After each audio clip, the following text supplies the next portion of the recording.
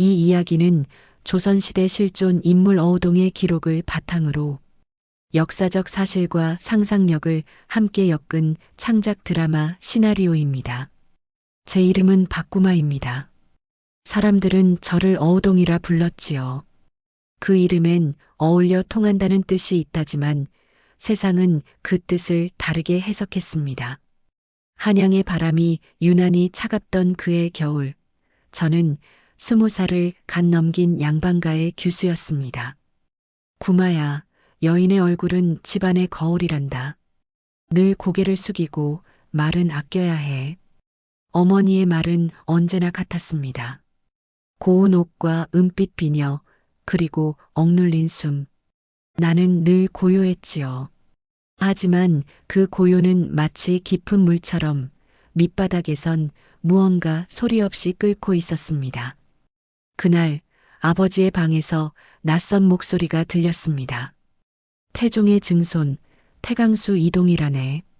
왕가의 피를 이은 훌륭한 사내라지. 왕가의 피? 그대와 혼인하면 우리 집안의 영광이 2배로 오를 것이다. 그렇게 제 혼사는 결정되었습니다. 제 뜻은 묻지도 않았습니다. 양반가의 여인에게 혼인은 선택이 아니라 명령이었으니까요. 홀레날의 기억은 아직도 생생합니다. 붉은 비단 장막 너머로 들려오던 피리 소리, 그리고 낯선 남자의 얼굴. 그의 눈빛은 차가웠습니다. 그대가 내 부인이 되는가? 그 한마디로 모든 것이 시작되었습니다. 처음엔 서로에게 예의를 다했지요. 저는 왕가의 며느리로, 그는 높은 관직의 종친으로. 하지만 그 예의는 오래가지 않았습니다.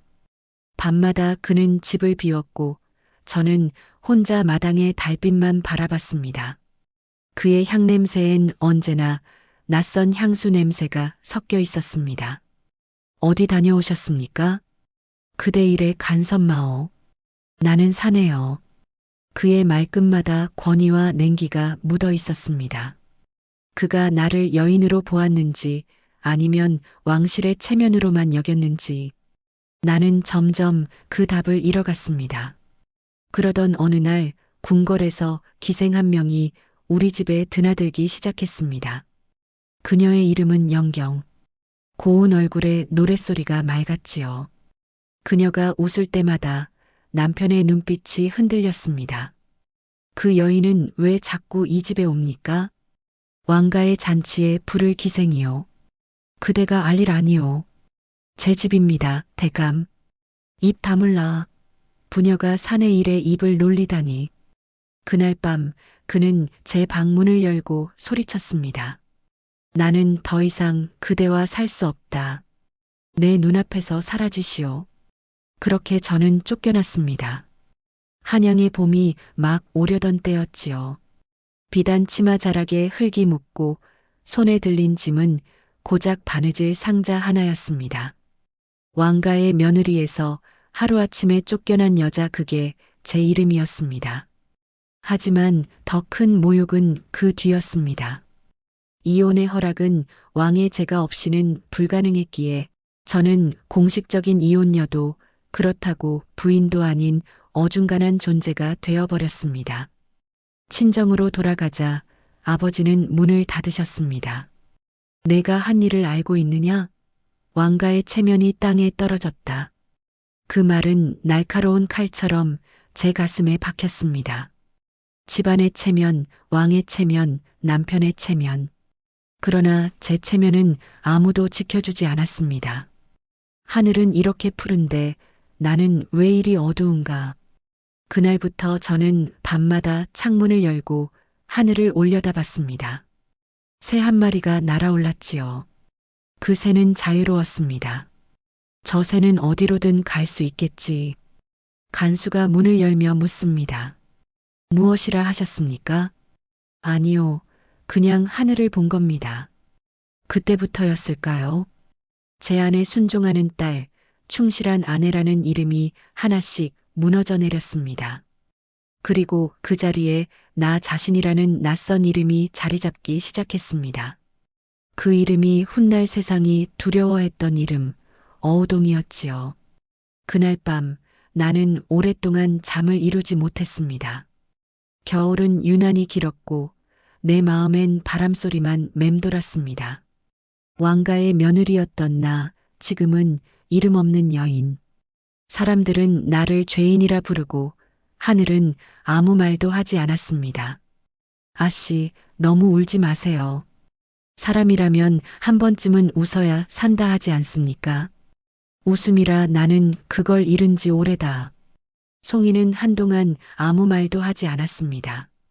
그녀의 눈빛엔 연민이 아니라 조용한 분노가 있었습니다. 그녀는 나보다 세상을 더 잘 알았습니다. 신분은 낮았지만 마음은 누구보다 곧았습니다. 며칠 후 송이가 다시 찾아왔습니다. 그녀의 표정이 이상하게 들떠 있었습니다. 아씨, 그릇을 만드는 사람이 있습니다. 은장이라 하지요. 성품이 곱고 손끝이 섬세합니다. 제가 그 사람에게 아씨 이야기를 조금 했습니다. 나 같은 여자를 누가 상대하려 하겠느냐. 그분은 그러더군요. 사람이 한 번 실수했다고 영원히 버림받을 이유는 없소. 그 말이 내 가슴에 박혔습니다. 누군가 나를 죄인이 아니라 사람이라 부르다니. 나는 오랜만에 거울을 보았습니다. 얼굴은 수척했지만 눈동자는 아직 살아 있었습니다. 며칠 뒤 나는 은장을 만났습니다. 그는 수줍게 고개를 숙였습니다. 그릇은 부서져도 새로 빚으면 됩니다. 하지만 사람의 마음은 한 번 부서지면 오래 걸리지요. 그의 손에는 흙먼지가 묻어 있었습니다. 그 손이 나보다 더 정직해 보였습니다. 나는 처음으로 누군가 앞에서 고개를 들었습니다. 내 마음도 다시 빚을 수 있을까요? 그건 그대가 흙을 잡을 용기만 있으면 됩니다. 그날 이후 나는 매일 그의 작업실을 찾았습니다. 은장은 조용히 일을 했고 나는 그 옆에서 그릇을 닦았습니다. 흙 냄새, 불 냄새, 그리고 그 사람의 숨결이 내 마음을 녹였습니다. 세상은 내게 등을 돌렸지만 그 한 사람은 나를 바라봤습니다. 그는 말없이 내 손에 찻잔 하나를 쥐어주었습니다. 잔의 표면엔 작은 금이 있었지만 그 틈에 금빛 가루가 박혀 있었습니다. 금이 있어야 그릇은 더 단단해집니다. 나는 그 말을 평생 잊을 수 없었습니다. 그러나 세상은 두 사람의 온기를 허락하지 않았습니다.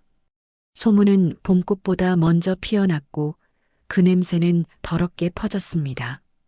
왕가의 며느리가 은장이와 정을 통했다. 양반의 피가 흙탕물에 섞였다. 소문은 남편 이동의 귀에까지 들어갔습니다. 그는 분노한 얼굴로 내 집 문을 박차고 들어왔습니다. 어디 있느냐, 그 천한 놈은. 그의 눈에는 왕의 피보다 더 독한 자존심이 번지고 있었습니다. 그를 건드리지 마세요. 그이는 죄가 없습니다. 입 다물라. 감히 종친의 며느리가 흙손을 만지다니. 그는 내 손목을 잡아 끌었습니다. 차가운 손이 내 살을 파고들었습니다. 그 순간 나는 처음으로 그에게 소리쳤습니다. 당신이 나를 먼저 버렸습니다. 나는 이제 그 누구의 아내도 아닙니다. 순간 공기가 멎었습니다. 그의 눈빛이 흔들렸습니다. 분노보다 더 깊은 당혹. 하지만 그건 오래가지 않았습니다. 내 목소리가 이렇게 거칠 줄 몰랐구나. 그래, 이제 내 얼굴을 다시는 보지 않겠다. 문이 닫히는 소리와 함께 내 과거도 끝났습니다. 나는 이제 완전히 세상 밖의 여인이 되었습니다. 며칠 후 관청의 종부시에서 관리가 나를 불렀습니다. 그들은 나의 죄를 묻지 않았습니다. 오히려 남편 이동이 기생연경에게 빠져 아내를 내쳤다는 사실을 따졌습니다. 남편의 허물을 덮지 않은 것은 불행이나 그대의 탓만은 아니다. 성종 전하께서 직접 명하시길 부부가 다시 합하라 하셨다. 그 말을 듣는 순간 나는 웃음이 나왔습니다. 왕이 내 인생을 다시 이어 붙이겠다고요. 하지만 이미 그 끈은 타버린 지 오래였습니다. 나는 고개를 숙이고 대답했습니다. 그 명을 따를 수 없습니다. 그이는 이미 제게 남이요. 결국 이동은 왕의 명을 거부했고 나는 다시 홀로 남았습니다.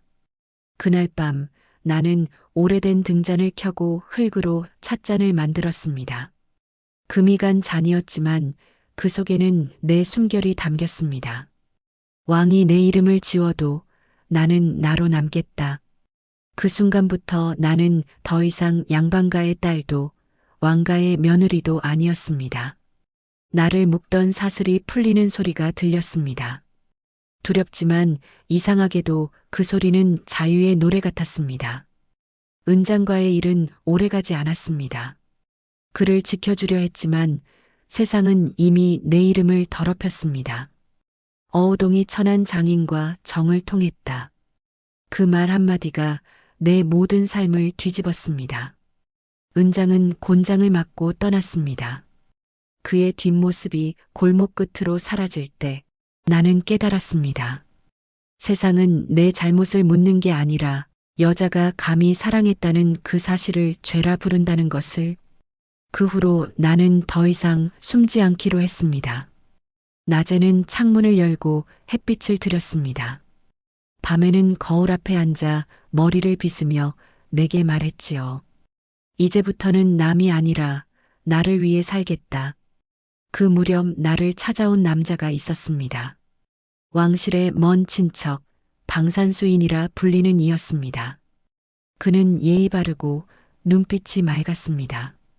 어우동 부인, 이름이 참 곱습니다. 봄바람처럼 부드럽고 그 속엔 바다 같은 깊이가 있군요. 그의 말은 유혹이 아니라 존중이었습니다. 나는 그가 나를 여인으로 본다는 사실에 흔들렸습니다. 그는 왕가의 피를 이은 사람, 그리고 나는 왕가에서 버림받은 사람. 이 만남이 어떤 화를 불러올지 알면서도 내 마음은 이미 그를 향해 움직이고 있었습니다. 우린 몰래 만났습니다. 봄비 내리는 날 좁은 담장 너머로 편지를 건넸고 그 편지엔 시 한 줄이 적혀 있었습니다. 달빛이 고요히 내려앉는 밤 그대의 향기만이 내 방을 채운다. 나는 그 시를 읽으며 울었습니다. 그리고 그 답장을 문신으로 남겼습니다. 그의 이름, 인, 붉은 피로 내 팔에 새겨 넣었습니다. 사랑은 죄가 아니다. 그러나 나의 사랑은 이미 금기였다. 그 사랑은 오래 숨을 수 없었습니다. 왕족과 버림받은 여인의 미래. 궁궐의 바람보다 빠르게 소문이 번졌습니다. 사람들은 내게 손가락질했습니다. 왕가의 며느리가 또 왕의 친족과 연문이라니. 이제 하늘이 노할 것이다. 하지만 나는 두려워하지 않았습니다. 처음으로 내 마음이 내 것이 되었으니까요. 그 후 또 다른 이름이 내 삶에 들어왔습니다. 젊은 선비 박강찬, 그리고 하급관리 가이양. 그들은 서로 달랐지만 나를 인간으로 대해주었습니다. 나는 그들의 이름을 내 몸에 새겼습니다. 왼팔엔 박강찬, 등에는 가이양. 문신의 바늘이 살을 찌를 때마다 나는 오히려 살아있음을 느꼈습니다. 아씨, 이러다 정말 화를 입습니다. 제발 그만하세요. 어우동. 송이야, 나를 세상에 묶어둔 쇠사슬은 이미 끊어졌어. 이제는 두려운 게 없단다. 그 무렵 나는 더 이상 내 신분을 드러내지 않았습니다. 사람들은 나를 양반이라 부르지 않았고 나는 스스로 기생이라 속이며 사람들을 만났습니다. 그 이름 아래서만이 나는 자유로웠습니다. 어느 단오날 새하얀 저고리를 입고 강가를 걸었습니다. 그때 나를 바라보던 또 한 남자가 있었습니다. 왕가의 사촌 수산수이기. 그는 말을 세워 나를 바라보더니 여종에게 물었습니다. 저 여인은 누구냐? 하급군인의 첩이라 하옵니다. 거짓말이었지만 나는 그 말에 고개를 끄덕였습니다. 그렇게 또 한 번의 인연이 시작되었습니다. 나는 알고 있었습니다. 이 사랑이 또다시 나를 무너뜨릴 거라는 걸. 하지만 그 무너짐이 내 삶의 유일한 증거라면 나는 기꺼이 무너지기로 했습니다. 사람들은 나를 타락이라 불렀지만 내 안의 불은 꺼지지 않았습니다. 나는 그 불로 내 이름을 새겼습니다. 어우동. 모든 것과 함께 통한다는 뜻. 세상은 그것을 욕망이라 불렀지만 나는 그것을 삶이라 불렀습니다. 그때부터 나는 다시는 숨지 않았습니다. 사람들이 손가락질해도 눈을 피하지 않았습니다. 나는 죄인이 아니라 인간이다. 그 말이 내 입에서 흘러나왔을 때 송이는 눈물을 흘렸습니다. 아씨, 이 세상은 그런 말을 받아들이지 않아요. 그렇다면 세상이 틀린 거야. 나는 단 한 번도 남의 목숨을 빼앗지 않았어. 다만 내 마음을 지켰을 뿐이야. 그 후로 내 주변엔 수많은 소문이 떠돌았습니다. 사람들은 내가 남자들을 유혹했다 했고 나는 그 말에 아무 대꾸도 하지 않았습니다. 침묵은 때로 가장 강한 저항이니까요. 그날 밤 거울 앞에서 내 몸의 문신을 바라봤습니다. 피와 잉크로 새겨진 이름들. 그것들은 내 죄가 아니라 내가 살아 있었다는 증거였습니다. 하지만 하늘은 오래 침묵하지 않았습니다.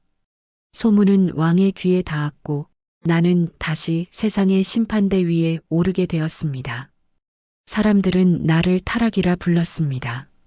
하지만 내가 한 일은 단지 사랑이었습니다. 한번 버려지고 나니 세상은 내게 더 이상 아무 이름도 주지 않았습니다. 그렇다면 나는 스스로 내 이름을 만들어야 했습니다. 그 후로 나는 더 이상 양반의 부인이 아니었습니다. 나는 내 신분을 스스로 감췄습니다. 때로는 기생이라 속였고 때로는 하급 관리의 첩이라 말했습니다. 그 거짓 속에서만이 나는 숨을 쉴 수 있었습니다. 한양의 거리는 늘 사람들로 붐볐습니다. 그 속에서 나는 자유를 배웠습니다. 아무도 나를 알아보지 못하는 얼굴, 그것이 얼마나 가벼운 것인지 그때 처음 알았습니다. 그 무렵 왕족 방산수인이 다시 내 곁을 찾았습니다. 그는 나를 피해야 했지만 오히려 더 가까이 다가왔습니다. 그대의 이름이 이제는 금기라 하오. 그러나 나는 그 금기를 밟고서라도 보고 싶었소. 그의 목소리는 낮고 단단했습니다. 나는 잠시 숨을 멈췄습니다. 우리가 마주보는 이 순간이 어쩌면 세상이 말하는 죄일지도 모르겠어요. 죄라면 내가 먼저 지겠소. 그의 손이 내 손을 감쌌습니다. 그 온기 하나로 나는 다시 살아있음을 느꼈습니다. 우린 몰래 만났습니다. 때로는 길가에 작은 집을 빌렸고 때로는 조상의 사당에 몸을 숨겼습니다. 그곳은 제사를 지내던 신성한 공간이었지요. 사람들은 나중에 그 일을 듣고 더 분노했습니다. 사당에서 남자와 정을 나눈 여자, 하늘의 벌을 받아야 한다. 하지만 그때의 나는 그런 말이 두렵지 않았습니다. 누군가의 시선보다 나의 마음이 더 중요했으니까요. 봄이 지나고 여름이 왔습니다. 더운 바람이 한양 골목을 타고 불어올 때 내 마음은 점점 더 깊은 곳으로 가라앉았습니다. 그때 만난 사람이 박강찬이었습니다. 젊은 선비, 눈빛이 맑고 말투가 부드러웠습니다. 부인, 세상은 참 잔인하오. 하지만 저는 그대의 편이요. 그의 말은 위험했습니다.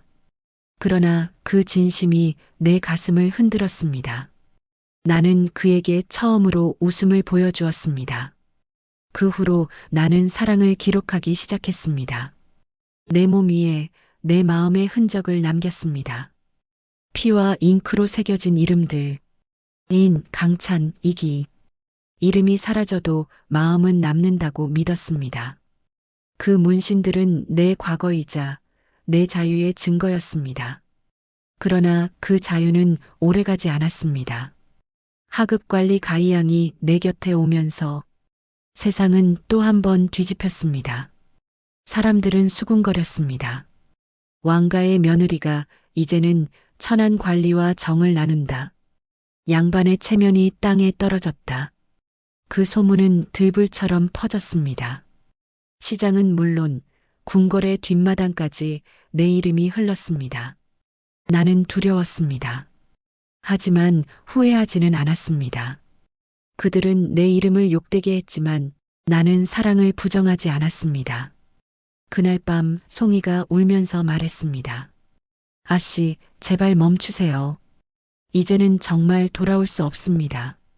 송이야, 나는 이미 돌아갈 길을 잃었단다. 하지만 이 길의 끝에서라도 나답게 서고 싶어.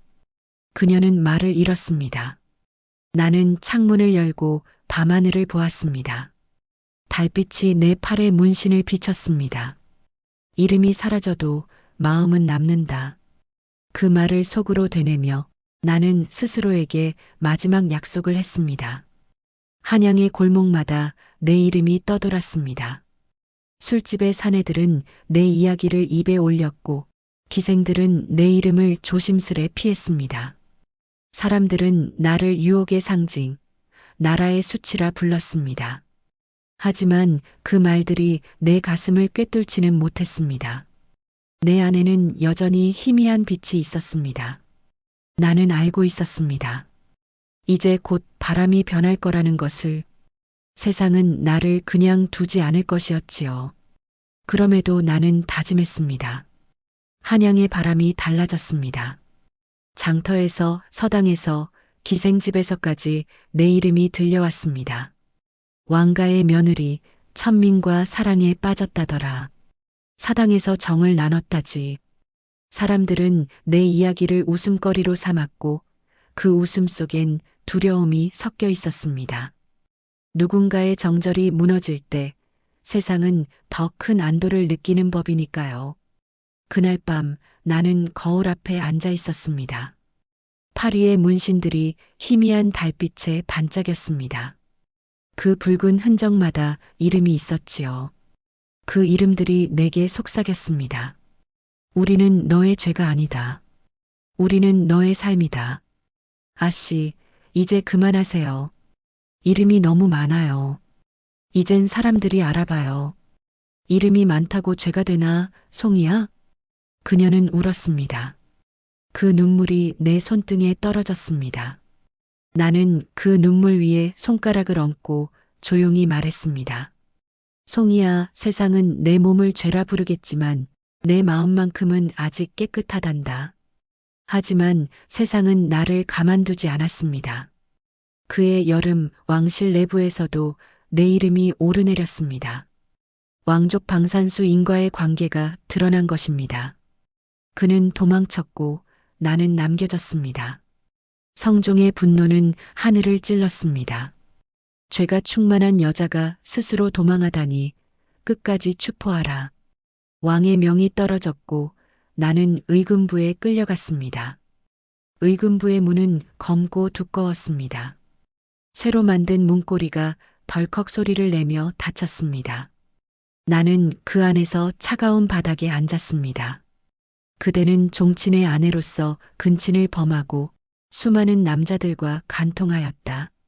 사실이요? 아니요. 그들이 먼저 나를 찾아왔습니다. 거짓을 말하지 마시오. 사당에서 정을 나누고 하급 관리와도 함께했다 하더이다.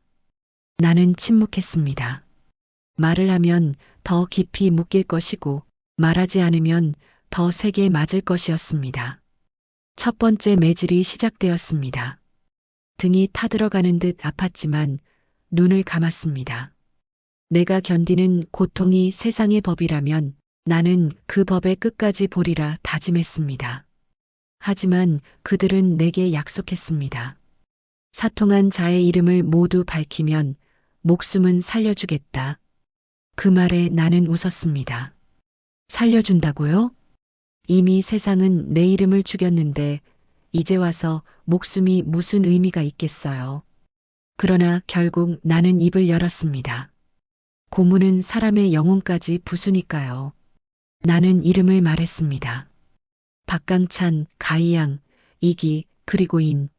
하나씩 또 하나씩 그들의 이름이 공기 속으로 흩어졌습니다. 그 순간 나는 울지 않았습니다. 그 이름들은 내 사랑의 흔적이었지만 이제는 죄의 목록이 되어버렸으니까요. 조정은 술렁였습니다. 17명이라니 천한 기생도 이보다 덜하다. 풍속이 무너졌다. 나라의 근본이 흔들린다. 나는 들을 수 없었습니다. 쇠창살 너머의 세상은 너무 멀었습니다. 아씨 어떻게 이런 일을 다 자백하셨습니까? 송이야, 이 세상은 이미 내 죄를 정했어. 내가 아무리 부정해도 그들은 듣지 않을 거야. 그녀는 내 손을 잡고 울었습니다. 그 손이 떨렸습니다. 그 떨림이 나를 현실로 데려왔습니다. 며칠 뒤 나는 감옥 창문 틈으로 하늘을 봤습니다. 하늘은 맑았습니다. 그 맑음이 오히려 잔인했습니다. 바람 한 줄기가 내 뺨을 스쳤습니다. 그 바람 속에 나는 들었습니다. 이제 곧 세상이 너를 끝내려 한다. 하지만 이상하게도 그때 나는 두렵지 않았습니다. 살아있다는 것 그 자체가 이미 죄였다면 죽음은 아마도 내 마지막 자유일 것입니다. 그날 밤 나는 조용히 중얼거렸습니다. 사람들이 나를 욕해도 좋다. 나는 내 마음을 숨기지 않았다. 이 세상이 나를 지우려 한다면 나는 마지막까지 나답게 사라지리라. 그 말은 기도 같기도 유언 같기도 했습니다. 이렇게 해서 내 이름은 더 이상 한 사람의 이름이 아니게 되었습니다. 누군가는 나를 음탕한 여인이라 부르고 누군가는 나를 자유의 불꽃이라 불렀습니다. 하지만 내게 중요한 건 단 하나였습니다. 나는 나로 살았다는 사실. 1480년 여름 한양의 바람이 멈췄습니다. 조정은 술렁였고 대신들의 얼굴엔 긴장이 서려 있었습니다. 왕가의 며느리가 온 나라의 풍속을 어지럽혔다. 이 한 문장이 나라 전체를 흔들었습니다. 성종은 붓을 내려놓지 않았습니다. 그의 눈빛은 차가웠고 말보다 침묵이 더 무거웠습니다. 어우동은 이미 인간의 도리를 잃었다. 그녀의 행실은 왕가의 체면을 더럽히고 백성의 마음을 어지럽혔으니 어찌 용서할 수 있겠는가. 그 말에 대신들은 고개를 숙였습니다. 그러나 모두가 한 목소리는 아니었습니다. 전하, 어우동은 분명 허물이 큽니다. 그러나 율문에는 그 죄를 사형에 처할 근거가 없습니다. 청컨대 사형을 감하시어 먼 곳으로 유배를 보내는 것이 옳습니다. 법이 없다고 해서 죄가 없는 것이냐? 그 한마디에 공기가 얼어붙었습니다. 침묵이 길었습니다. 그 사이로 누군가 조심스레 입을 열었습니다. 전하, 그러나 전하의 말씀처럼 나라의 풍속을 지키려면 법보다 먼저 백성의 눈을 두려워해야 하옵니다. 만약 이런 여인을 살려둔다면 후세의 여인들이 그를 본받지 않겠사옵니까? 그 말에 몇몇 대신들이 고개를 끄덕였습니다. 죽여야 한다는 논리가 힘을 얻기 시작했습니다. 조정은 찬반으로 나뉘었습니다. 형파는 율문에 없으니 유배로 다스려야 한다고 주장했고 장형파는 예외라도 만들어야 한다고 외쳤습니다. 그러나 성종의 얼굴엔 이미 결심이 서 있었습니다. 그는 조용히 말했습니다. 사람이 도리를 잃고 음탕함을 스스로 즐긴다. 이것이 곧 나라의 근본을 흔드는 일이다. 어우동 한 사람을 살리면 1000명의 여인이 타락할 것이다. 회의는 밤늦게까지 이어졌습니다. 누군가는 눈을 감고 누군가는 붓끝을 떨었습니다. 그날 조정의 공기는 죄의 냄새보다도 무겁게 가라앉았습니다. 결국 성종은 붓을 들어 명을 내렸습니다. 법전에 없는 조항이라도 좋다. 남편을 배반하고 개가한 여인과 다를 바 없다. 교부 대시형으로 다스리라. 그 명은 곧바로 의금부로 전달되었습니다.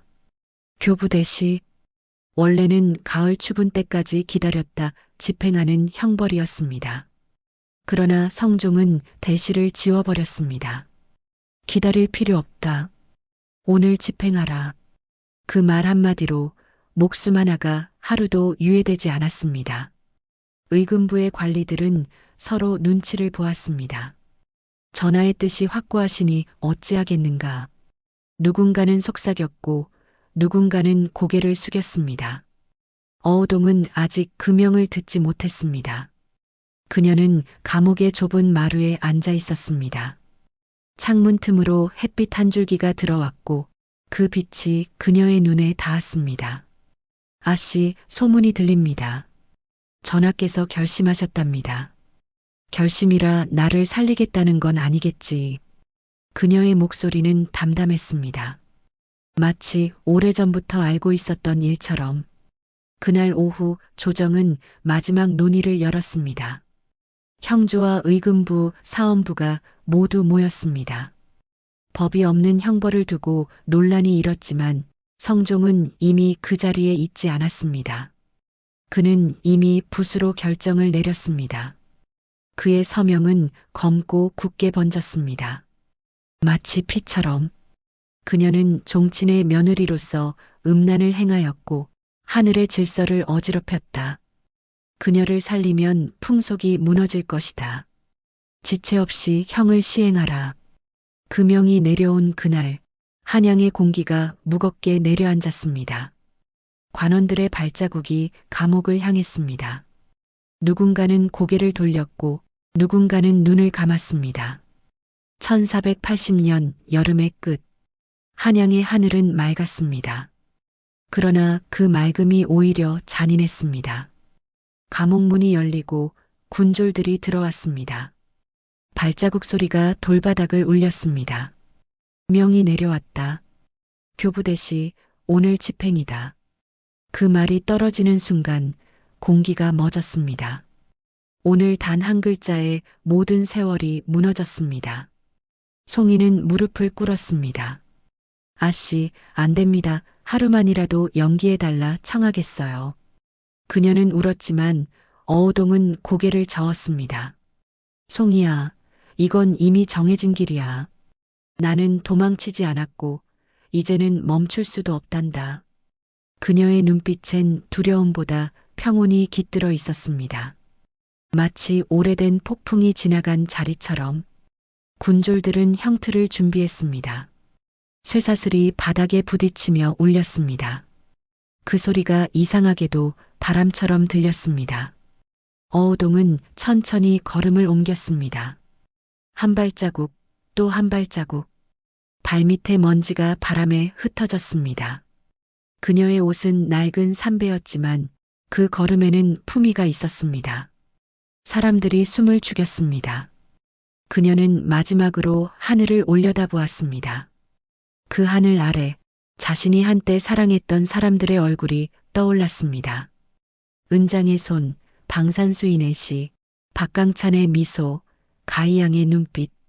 그들은 모두 살아있었습니다. 그들이 나를 기억할까?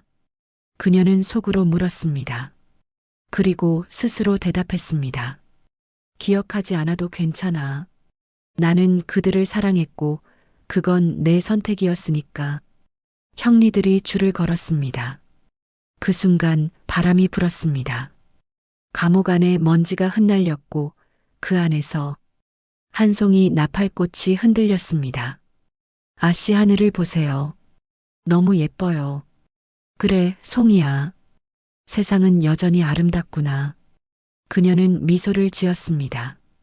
그 미소가 바람에 실려 퍼졌습니다. 잠시 후 형이 집행되었습니다. 줄이 팽팽히 당겨졌고 모든 소리가 멎었습니다. 그 순간 세상은 이상하리만큼 고요했습니다. 매미 소리도 발자국도 사라졌습니다. 그녀의 몸은 멈췄지만 그날 밤부터 한양의 골목엔 또 다른 소문이 돌았습니다. 그녀는 마지막까지 울지 않았다. 눈을 감기 전까지 하늘을 바라봤다. 누군가는 그 모습을 보고 고개를 숙였고 누군가는 돌을 던졌습니다. 그러나 아무도 모릅니다. 그 순간 어우동이 어떤 마음으로 세상을 떠났는지.